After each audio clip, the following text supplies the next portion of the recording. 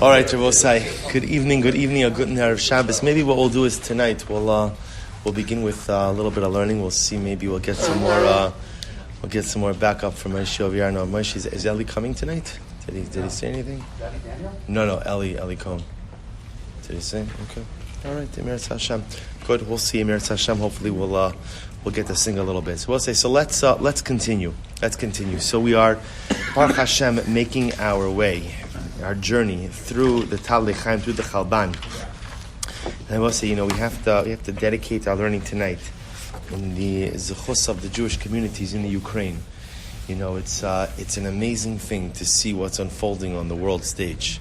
It's just incredible to see that in 2022, you don't think, like, you look at these events and you think to yourself, like, you read in history, one country just decided to go and invade another country, and it's just a wildly bizarre thing. And it's even more overwhelming when you see that to a very large degree, the world seems so powerless to be able to stop it.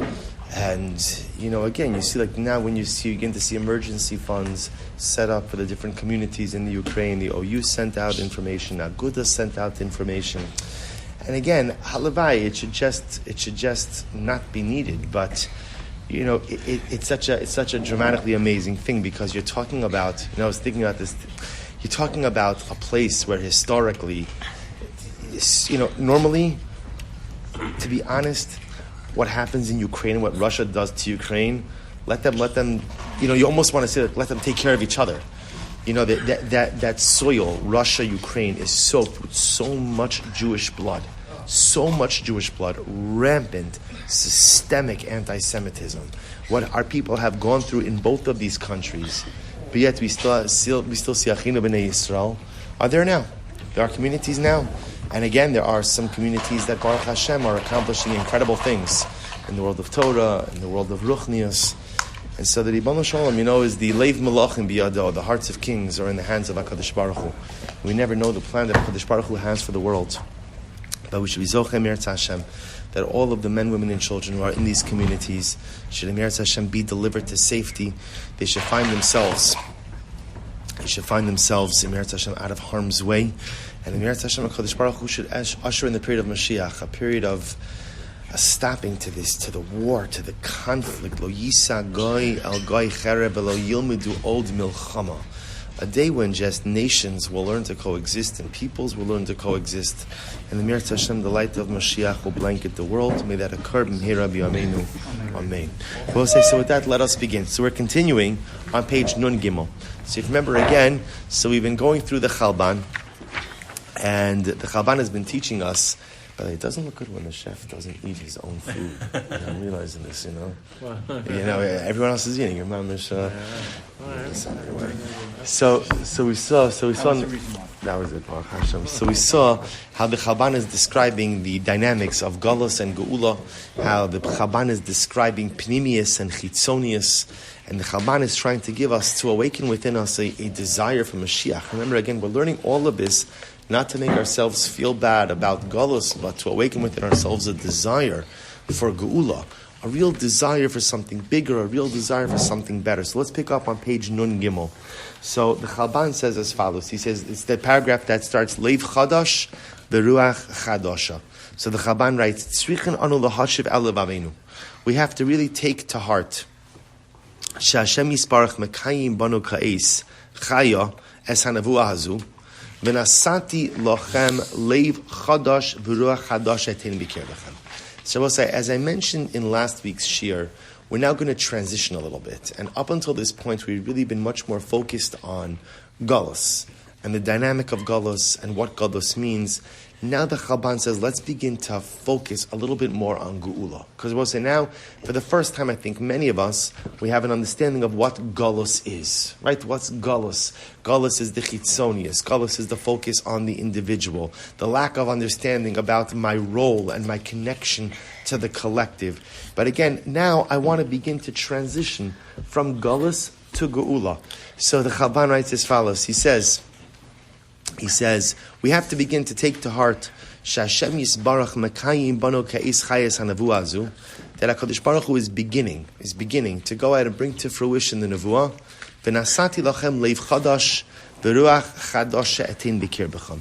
That Hashem says, I will give you a new heart. I will give you a new heart, and a new spirit I will place inside of you. And a new spirit I'll place inside of you. And the Chalban says, Umi sheyabit al imke lebavos Yisrael v'lo al achitzonios bilvad yivachach lir yuchach lir os godal ha'hech shel madrega zu. So we'll see, here the Chalban says that what? That already we begin to see this dynamic. Andre, if there's not a seat over there, you could just pull one from the... Is there one? Oh, good. So we begin to see already a change. He says, says the Chalban today, you could begin to look into the deeper neshamas of Klal Yisrael, and you can begin to see Hechsher Madrega Zu. We begin to see a change. There's something different within Klal Yisrael. There's something different in the world. There's something different inside of us.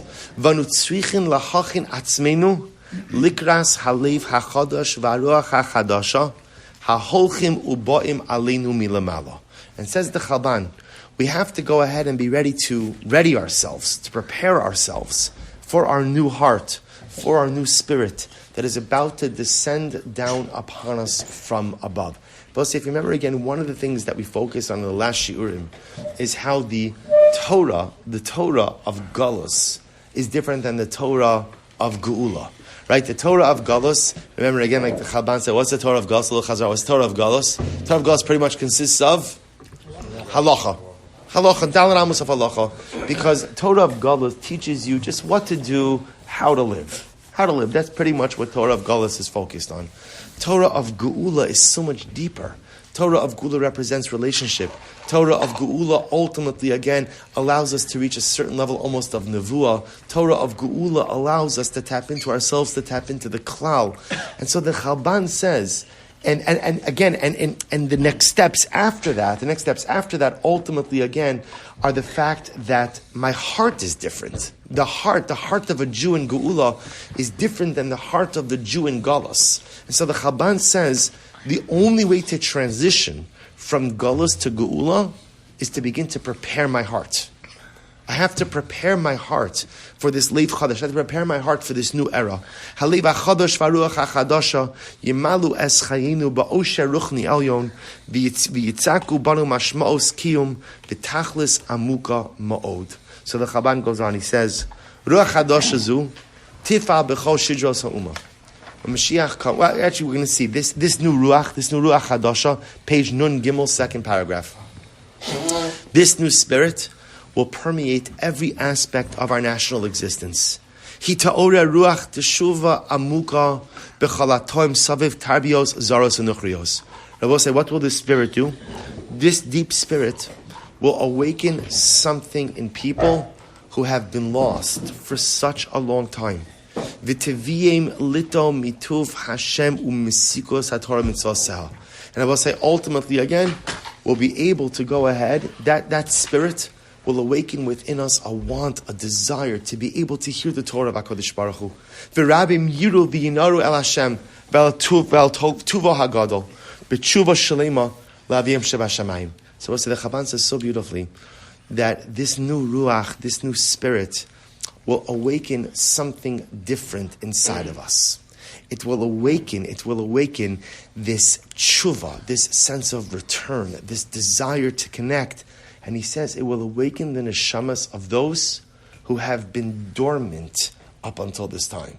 Because there's a whole swath of Klal Yisrael, a whole swath of the Jewish people, forget about uninspired, that's just disconnected. You know, the Pew study that came out had a staggering number. They said that 30% of Orthodox Jewry, right, assimilates. Now, everybody agrees that number does not make sense. The number does not. There's no way it's 30%, but it probably 10%. Probably 10%, right? We do have a challenge of retention, right? We're losing people. There's no shaila, we're losing people. And that's the people who are in and then fall out. And then there's the whole segment of the population that just don't know. They were never in to begin with. So people who don't, right, as they say, you don't know what you don't know, right? So there's a whole segment of Klal Yisrael that doesn't even know. So there's people who know and then fall off, and then there's people who never know. And the Chalban says that in this time of Geula, in this incredibly dramatic time of Geula, there's going to be an awakening of the neshama for everyone. For everyone. Even those who are lost are going to find their way back. And even those, ultimately, again, who never knew they were lost, will realize they're lost and want to come back. Those who know they're lost will finally find the courage to come back. He goes on, he says, V'rabim yiru v'inaru l'Hashem, leiv chadash zeh, yitar es levavos shalmei emunei Yisrael. I will say, by the way, it's pretty amazing that we're learning this piece now about the awakening of hearts, to go ahead and return back to HaKadosh Baruch Hu, when in the daf this morning, we just did the story of Elisha ben Avuya. Right? Pretty amazing timing and confluence of events. How we just spent so much of the daf today focusing on the story of a man who was in, fell out, yearned, really deep down yearned to come back, but couldn't figure out how to get back in. He just couldn't figure out how to get back in. And after enough time of being on the out and not being able to get back in, what happens? You just give up. You just give up. I'll say, the tragedy of the Elisha ben Avuya story. He just gave up. Elisha ben Avuya just stopped trying. Because as I said this morning, when the door gets slammed in your face enough times, you just simply stop trying to get inside anymore. And what the Chalban is describing over here is that in the period of Geula, there's an awakening. There's an awakening that the neshama wants to come back. The neshama yearns to come back. It's like Rabbi Soloveitchik points out. He says the word tshuva. We often go ahead and translate tshuva as repentance, but the truth is the true etymological root of tshuva is what? Return. And in fact, the Rav says something amazing. He says, the first time we see the word tshuva, or not the first time, one of the times we see the word tshuva is by Shmuel Hanavi. Shmuel wasn't only the prophet, he was also the shofet, he was also the judge. And so the Navi describes that Shmuel did something very interesting. He would leave his home at the beginning of the year, and he would essentially be quite literally like a circuit judge. He literally would go ahead and go all over the land to adjudicate. And the lashon of the pasuk is, Uteshuva so harama. When Shmuel returned to his hometown in Ramah, in the north of Eretz Yisrael. And the Rav says it's amazing. What's tshuva? Tshuva is a return home. See, home is where I began. I just, so many times in life, I just lose my way. I wander away from home. Tshuva is not coming back to something new. Tshuva is coming back to that which I once had, but I lost. That's the entire dynamic of tshuva. Utshuva so harama. Rabbi Soloveitchik says, because life is a circle, not a box of chocolates, right? He says, life is a circle. Life is a circle. And he says something amazing. He says the only shaila is it the radius anaki, right? Does the circle have a large radius or a small radius? Which means everyone at some point in time tries to come back. It's just the shaila of when and how. And here, what the Chalban is describing, all of us think about Mashiach, we think about Geula. So again, we're focused on, like the Gemara says, loaves of bread are going to grow from the ground, right? And all this supernatural stuff. And the truth is, the Chalban says, what the most amazing part of Geula is? That there's going to be an awakening of the neshama. That Jews are going to want to be connected. That Jews are going to want to have a connection with HaKadosh Baruch Hu. That desire to connect is going to be clear and driving my actions. Look what he writes. Leiv chadash zayithar es levavos shalmei emuni Yisrael. Laharchiv es hargashas hachayim. Or lehisromim el hargashas achdus amuka ma'od. So I'll say this wording over here is so incredibly beautiful. He says this new heart that we're going to receive in the Messianic era, Yitar Salavavos will purify the heart of those who have emunah, laharchiv es hargashas hachayim, to expand the feeling of life. What is the Chalban saying? Life is richer when you have HaKadosh Baruch Hu. Life is richer. See, I will say, what so often is the problem in the way we present Yiddishkeit is that we think of Yiddishkeit as things we have to do. Right? Things I have to do. But we forget the most important part, which is living a life of devekos, living a life of connection, living a life of halacha, living a life of commitment, living a life of mitzvos improves the quality of my life. It's not just the pshat that I'm giving and not getting. I'm getting so much, my life is better. Everything about my life is better, right? Hopefully my children are better. Hopefully my marriage is better. Hopefully my business is better. Hopefully I'm better. Everything is better because of my Yiddishkeit. That's the goal. Unfortunately, it doesn't always happen that way for a variety of different reasons. But in Yemot HaMashiach, in the period of Geula, ultimately, again, there's going to be a harchavas hargashas chayim, an expansiveness of a feeling of being alive. He'll say, isn't that incredible? Don't you ever have one of those days where you wonder to yourself, what am I doing? What am I doing? Right? Like, what am I doing? Right? You ever, right? I'm like the hamster on the wheel, right? I'm just, running. Keep on running, right? Day after day, it's the same wheel, it's the same schedule. I do the same things, same behavior, same routine, same this, same that. And I wonder, what's my life? What's my life? So all too often what we do is when we feel that way, we distract ourselves. We say to ourselves, it's time for a vacation. That's not true. I mean, vacation is good. Sometimes it is true, right? A break. But the shaila then even is what do you use vacation for? So too often we use vacation as an escape. The power of vacation, in general, the power of vacation is the ability to think outside of yourself a little bit, to stop the regular, regiment of life, and to take a step back and to say, hey, where am I going? What am I doing? What should I be focused on? We don't realize that we go through life, but we're not really living. Or to say a little bit differently, there are plenty of people who are alive, but they're not really living. They're not really living. They're busying themselves with a whole variety of things in order to pass time. So you both say, if you ask people, it's an amazing thing. If you ask people when they spend a lot of time on the internet, social media, things like that, you ask people why are you doing that? What does it get? And maybe I'm a little bit biased because I'm not a Facebook or Twitter person, but what does that get you? What does it get you? So people give it connects me with people. Let's say, I think, and I'm not a psychologist, Dr. Solomon, you could weigh in on this afterwards, but no, that's not true.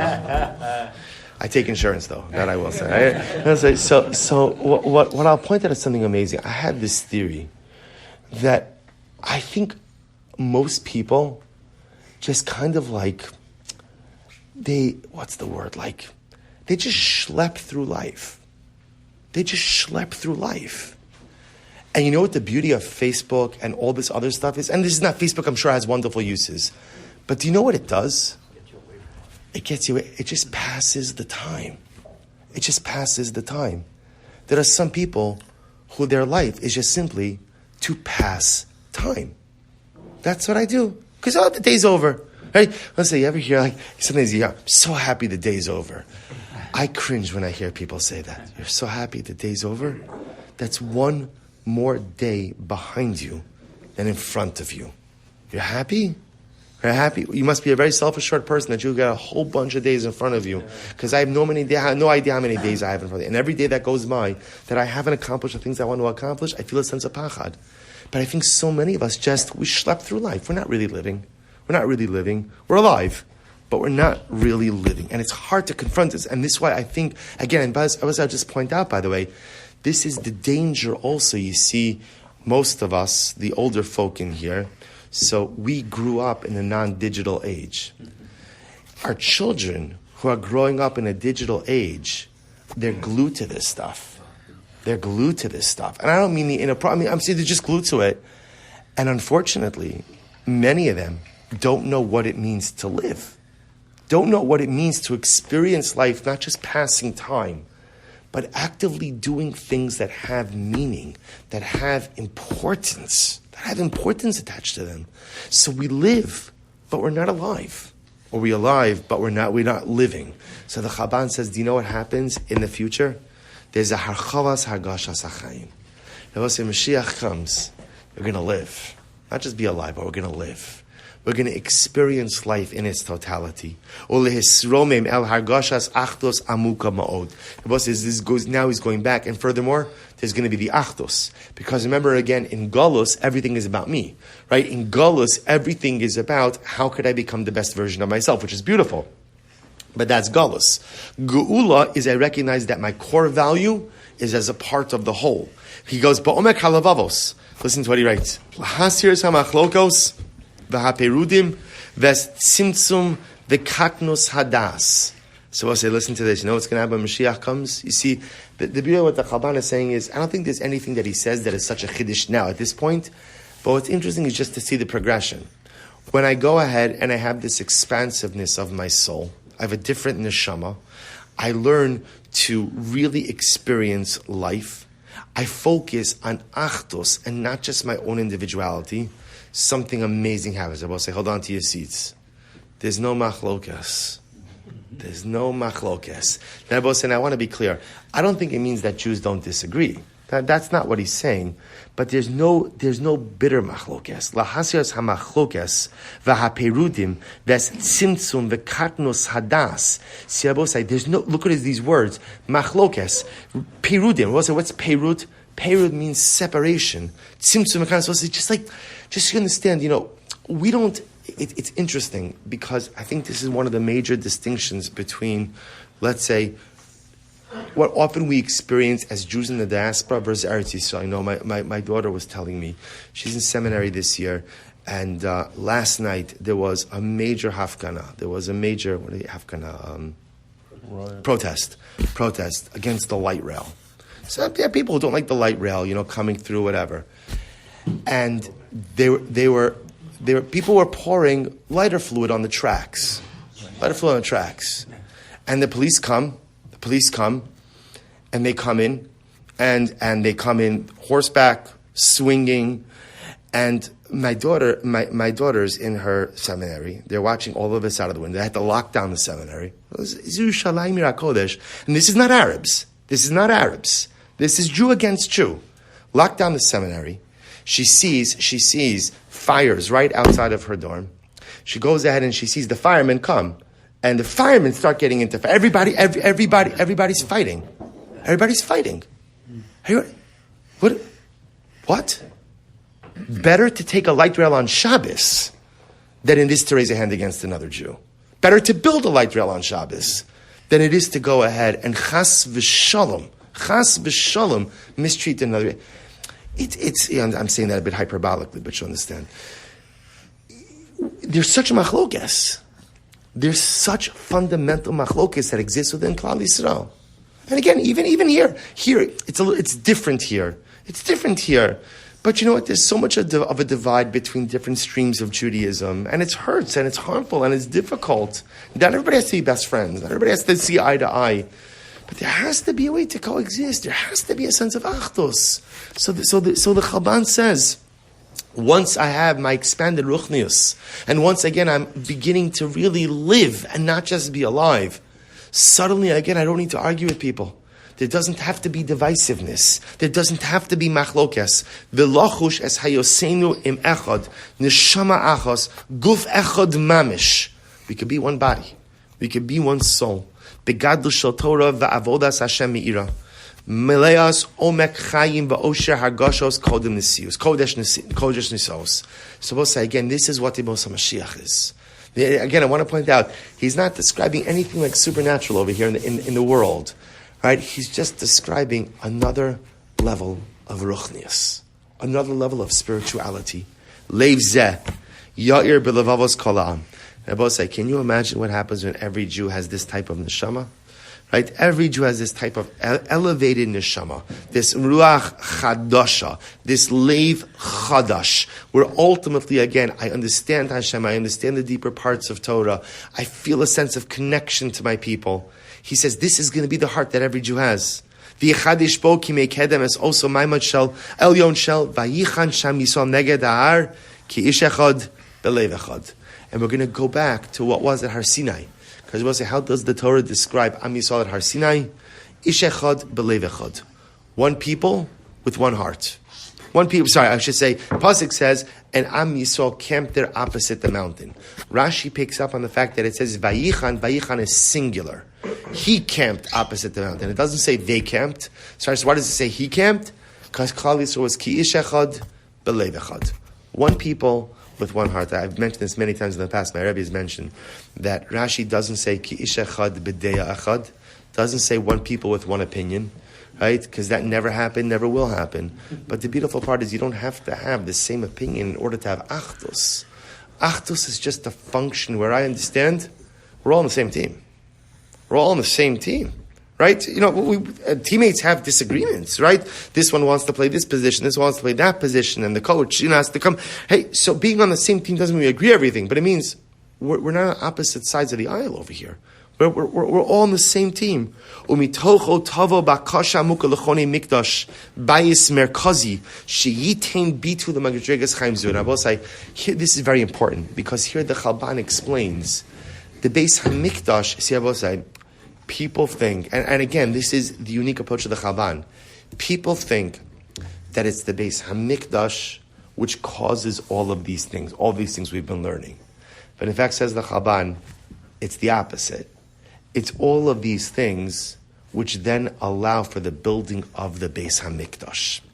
The building of the Beis Hamikdash is the result of the Ruach Chadasha, of the Leiv Chadash, of not just being alive, or not just living, but being alive. It's a function of the Achdus. When I hit all of these markers along our national journey, the result of all of that, is the building of the Beis Hamikdash. He goes on, he says, because the Sheyitim Bita Madregas Chanzu, the Beis Hamikdash, says the Chalban, is essentially the physical manifestation or representation of all of the previously espoused values. Look at he writes, Ki Kedarker Shal Mishpacha, Shemevakeshes Bayis Abura. Think about this as a family, right? You have a family, the family wants to buy a house. Kein Tivalet Hargashas Tzorech Amuka Belev. Mishpachas Beis Yisrael, Shielanu Bayis Achad. Here's what's interesting. When do you buy a house? Right? When do you buy a house? Think about this just a moment, right? Right? A person's going. When do you really decide to buy the house? When? When you need space. See, at the end of the day, if I'm fine in the apartment, right, or I'm fine in the condo, wherever it is, I'm fine. Okay, I'll look. Never hurts to look. But if I don't need it, there's nothing pushing me. So says the Chalban something amazing. The Beis Hamikdash, listen to these words. The Beis Hamikdash is only rebuilt when we actually feel that we need it. When we actually feel that we need it. And I will say, think about this just a moment. Don't answer. I'm not going to answer. But how many of us actually feel like we need a Beis Hamikdash? Like we need it. Again, I think we'd all agree, sure, why not? Yeah, I'll take one. Right, sign me up for that, 100, especially if God is raising the money for that, right? I'm in, right? Why not? Why not? Of course I'll take it. There's a lot of things in life that I'd be happy to take. Again, I'm not like sitting around thinking about it, but if somebody offers it to me, so if you ask me, do I want a Beis Hamikdash? Sure. I also want schnitzel and chili and everything else. There's a lot of things I want. Chalban says, that's why we don't have it. Because it's not about wanting it. It's about needing it. And it's about knowing that I need it. I need it. And the Chalban says something amazing. Do you know why we don't feel we need it? Very simple. Because we haven't gone through the steps yet. There are steps, right? There's a whole bunch of steps, right? The whole first step is saying, Kadosh Baruch Hu. I recognize now I have a galus neshama. I have galus Torah, right? I have a galus identity. I'm focused on myself, on a good way. I'm building myself. Step number 1, Kadosh Baruch Hu. I want something more. I want a heart. I want the soul of Geula. I want to learn Torah on many levels. I want to feel you. I want Torah just to be something that I connect to, not because it makes sense to me or I like it or I understand, because it just feels part of who I am. I want that relationship with you. I want to be alive and not just live. I want Achdus, real Achdus. When I go through all of these steps and we actualize all of these steps, then it turns out I need a Beis HaMikdash. Not that I want it, I need a Beis HaMikdash. Because at the end of the day, he says, Shielano Bayis Echad, page Nun Daled. I need one home. Makom Bonis Kanis Kulano. Because remember again, the last step that the Chalban was describing was one of Achdus. Well, what's Achdus? Achdus demands that what? Everyone live in the same house. Spiritually, that is. Right? That's what Achdus is. We're all going to go ahead and live together. Right? We're all going to be together. Ubo Navia Esruchinu Ha'adira. Haklalit. Hachoshes Kala'am Kiavia Achos. Umargeshes Es Halev Ha'echad Shemepayim B'sol Kol Nefashos Yisrael. So we'll say, isn't that absolutely incredible? So says the Chalban, at the end of the day, he'll say, it's just such a, I think we'd agree, right? The power of this limud is not a week goes by that I don't have to start looking at things in a dramatically different way. So my whole life, I've been thinking it's all about me wanting the Beis HaMikdash. And I've just learned, no, it's about me feeling that I need the Beis HaMikdash. Because if I want something, want doesn't have to be something you need. A need means I have to have it. If I don't have it, there's something actively missing. Wanting just means something I desire. If I get it, great. If I don't get it, fine. Chaim, what are you going to say? Does the Chalban address, because we spoke about it towards the beginning, that the Beis HaMikdash was this time of Torah, and then he brings tonight, with Har Sinai, that the lead teaches of Leva, but does he address anywhere why it didn't work then, by Har Sinai, it didn't work by the Beis HaMikdash, but when Mashiach comes, then we're going to have this Torah Skula, and then it's going to be everlasting. So, I don't think, so it's a great question. I don't know. I mean, I have not finished the Sefer yet, so it could be that he addresses it sometime later on. I think that there's a simple question. You're presupposing that there's an eternal guarantee once we cross the messianic finish line. Right? And the truth is, I don't think the Chalban is saying that. Again, there might be certain things when Mashiach comes are irreversible, but the ability to have Achdus, lose Achdus, have Ruchnius, lose Ruchnius, I don't know that that's a guarantee. There was this spiritual awareness or awakening that took place in the times of the Beis HaMikdash, but somehow that wasn't enough to keep it going. It's not that I would change those words. Not that it wasn't enough, they lost it. In other words, remember, Ruchnius, we all know this, Ruchnius is the most elusive thing in life. You could have it one day, and it's gone the next. And it's gone there. That's just, so in other words, it's not a stira. This is why, these are the parshas who focus on this. We look at Cheta Egel, right? Sin of the golden calf. So we just quoted, Ish echad b'leiv echad, Nas seven ishma. And literally, pretty much like the next pasuk, Elo Elokecha, Elo Elohecha Yisrael, right? These are your God. What? Because again, Ruchnius doesn't bring with it any guarantees. It doesn't. Now, the shaila is the Ruchnius of Mashiach a different kind of Ruchnius? In other words, do we cross a finish line which triggers an irreversible process? That we're going to discuss. But I want to be clear, just because you had it at Har Sinai doesn't mean you can't lose it. Just because you had it first phase and the second phase doesn't mean you can't lose it. V'haraya, we lost it. So the Chalban goes on. Shuv, paragraph Nun Daled. Shuv, we'll say, by the way, this is such a great line. Shuv lo yistarpe ka'isha Yisraeli rak bebeis knesses kihilati na'eh u'mafur. Listen to what he writes. Timing is good. He says, no longer will be content simply with having our own nice shuls. Right? No longer will be content just, our kihila has a beautiful building, right? The building.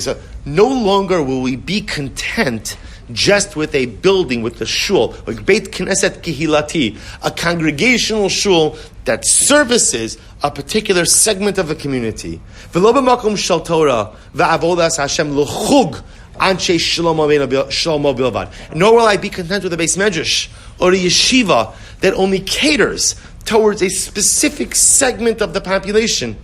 V'yu'einav b'libo sham kol yomim. Alamakom shesham alu shvatim shifteka edus liYisrael lahodos laHashem Hashem. We'll say, can you imagine this? To me, this is like the hardest part of Mashiach to wrap your head around. Can you imagine like a yeshiva that services everyone, right? A shul that services everyone. I mean, that shul is the Beis HaMikdash, right? But that's what Geula is. Geula is because also remember again, Galus is about me. right? Galus is about how could I become the best version of myself. So often the way I do that is by surrounding myself with a certain kind of people, right? And often I surround myself with people who are just like me. That's what I'm most comfortable doing. But Lamaisa, when Mashiach comes, Geula comes, so then everything changes. And suddenly, again, I'm not content just simply, again, with my own kehila, with my own shul, with my own group of people. Suddenly I yearn to be together with everyone. I want to be a part of Klal Yisrael. And that only happens in one place. Ubelev chayv rana nochosh kolana astive ruach apinu Mashiach Hashem samachti ba'omrim li beis Hashem nelech. And I recognize that there's only really one place. Only really one place where ultimately that level of Achdus has the ability to go ahead and really materialize. And that's on Har HaBayis. That's in the Beis HaMikdash. V'hinei ruach hachadosh v'haliv hachadosh kvar hechalu es pulasam. And here's where it really gets exciting. Says the Chalban, we're not reading about something in the distant future. This process has already begun. The Chalban says the process has begun. You could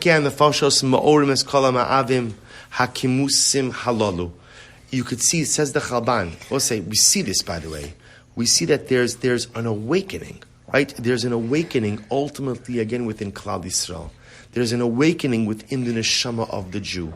There's an awakening. I will say, remember how we started this? I don't know what number week this is for this year. We're doing this for a little while. But you remember again when the Chalban began, he was talking about the concept how people contemporarily are drawn to Torah's Hanistar. Right? So why are we having a shir on this? Right? This is Gula Torah. Right? This is Gula Torah. So why are we learning this? Why do we learn Chassidus? Or why do people learn Zohar or Kabbalah? And both say, by the way, you see like there's a tremendous pull towards what we call Torah's Hanistar, the hidden dimension of Torah. And says the Chalban, that's because the spiritual awakening has begun. The transition from Galus to Geula has begun. The awakening of the neshama of the Jew has begun. Lashuv laHashem, lachush am echad, lechadish aminu kekadem, ulevakish mikdash vehechal. It's happening. It's happening, says the Chalban. I both say, by the way, all you need to do is open your eyes and see this. There was these two gentlemen were here from Eretz Yisrael this morning. I forgot their names. Two Rabbanim from Eretz Yisrael. They're here collecting for an organization that builds mikvos. Actually, a beautiful organization. They build mikvos all over Eretz Yisrael. And so I met with them before Mincha. And they were saying to me, they could not believe how the Daf Yomi shir. Really Daf Yomi shir. Meaning what? So one of them was an older gentleman. He said, you have to understand something. That people are learning Maseches Chagiga. Like, Chagiga is not one of the commonly learned Masechtas. Right? No one learns Chagiga through the yeshiva system. Right? It's not one of the yeshivish Masechtas. No one learns it. The Lubliner Rav gets the credit, ultimately, again, for creating Daf Yomi. People are learning all of the forgotten Masechtas. I will say, but think about the topics we're learning now, right? In Daf Yomi. Right? Think about the topics we're learning in Chagiga. My Semer Kava.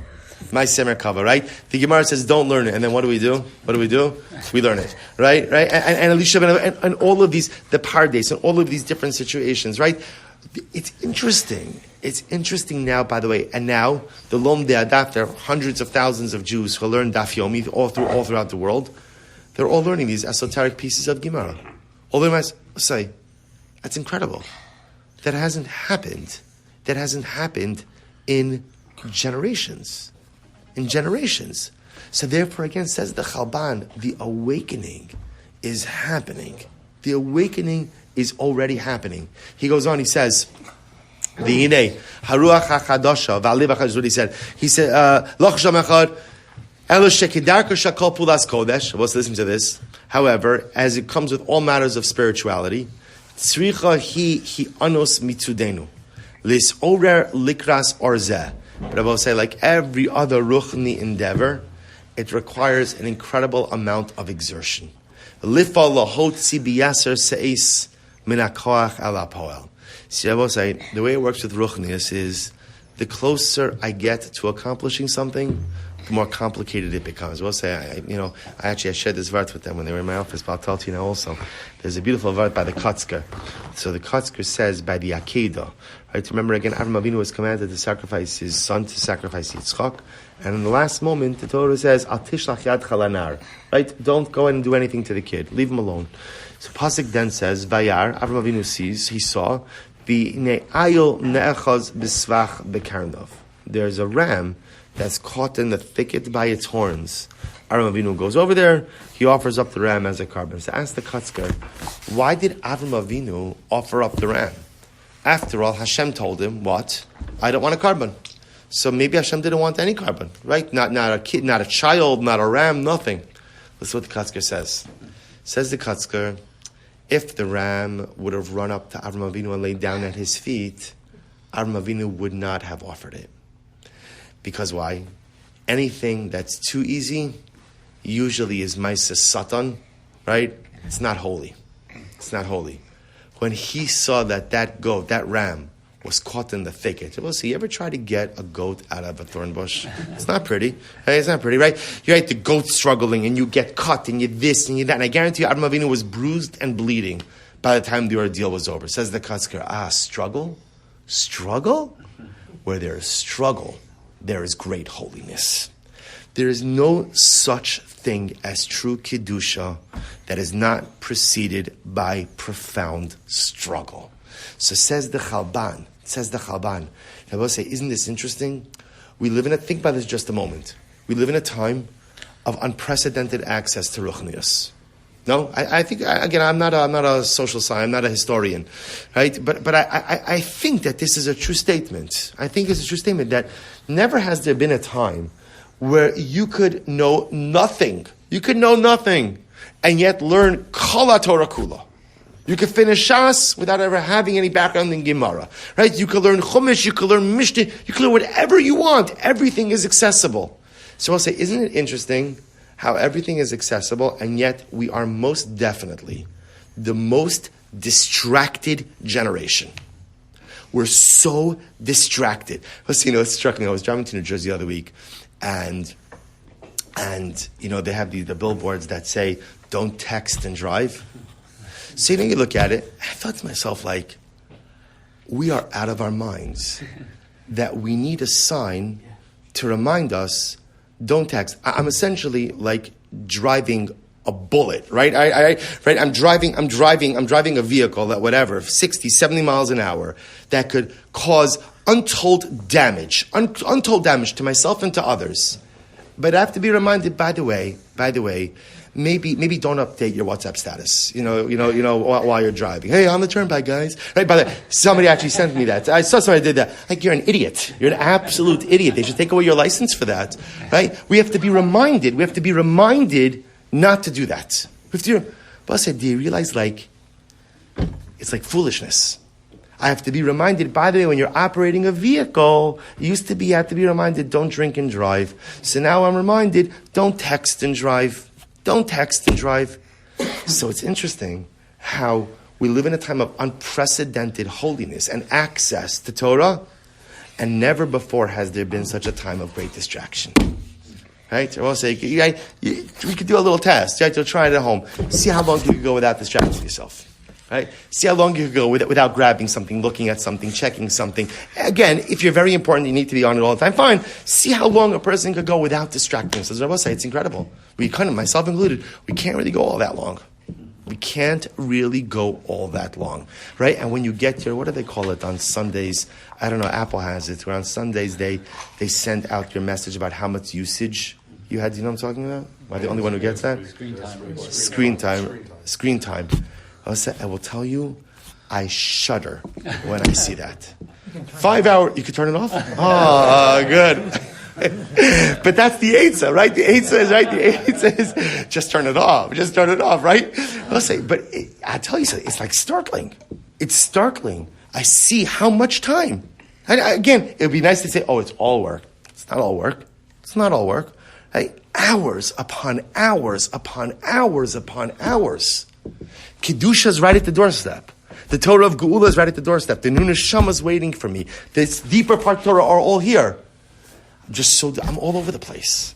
I'm literally all over the place. All over the place. Let's finish up this last paragraph. He says, V'zeh, last paragraph, page Nun Dalet. V'zeh asher tzrichim anu lasos. And Abba say, this is why we have to work hard. Right? We have to work hard. We have to push ourselves to be able to find this neshama of geula. Zeh asher tzrichim anu lasos. Hakitzu v'ranenu. So we have to wake ourselves up, v'ranenu, and to sing to HaKadosh Baruch Hu, Lokum, listen to this wording. Lokum likras ha'ar ha'holech v'zorech b'nishmasenu. We have to get up and to greet the light that is coming out of our neshamas. The light is coming out, but I have to greet it. I have to be aware of it. I have to be cognizant of it. Kumi ori kiva orechu kvod Hashem alayich zorach. Uri, livshe uzech tzion, livshe bigdei sefartech Yerushalayim Yirah Kodesh. So we'll say, you see again how the psukim always use lashon of wake up. Uri, hisnari me'afar kumi. Go ahead, shake off the dust. Shivi Yerushalayim, his paschi mosei tzavarek shivia. We'll say, it's an amazing thing. Says the Chalban, do we understand what's happening inside of us? Do we understand what's happening in the world? We're so close. We're on the doorstep of Geula.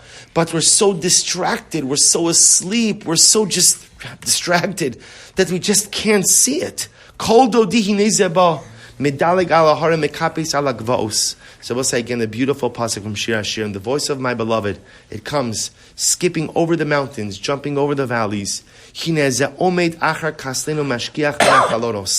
Ultimately again, my beloved stands behind the wall, looks through the window. Meitzitz menach harakim. He looks between the cracks. Ana dodi va'amrli. My beloved says to me, Kumi lach rayasi, yafasi, ulechilach. I will say, what does HaKadosh Baruch Hu whisper to us? He says, Kumi lach rayasi. Stand up, my beloved. Yafisi, my beautiful one. Ulechilach. And let's move forward. So I will say, we'll stop over here for tonight. But we've made a major transition tonight in Tal Lechaim. And the truth is, you've seen now that the conversation has transitioned from Geula into Galus. Sorry, Chas Shalom. From Galus into Geula. Chas Shalom. From Galus into Geula. And now we'll say, here's what's amazing, because many of you have been asking this question this whole time. Chalban's been describing two states, Galus and Geula. And right, what's the $1 million question? How do you get from one to the next? And I will say, what's the answer? The answer is I have to want it.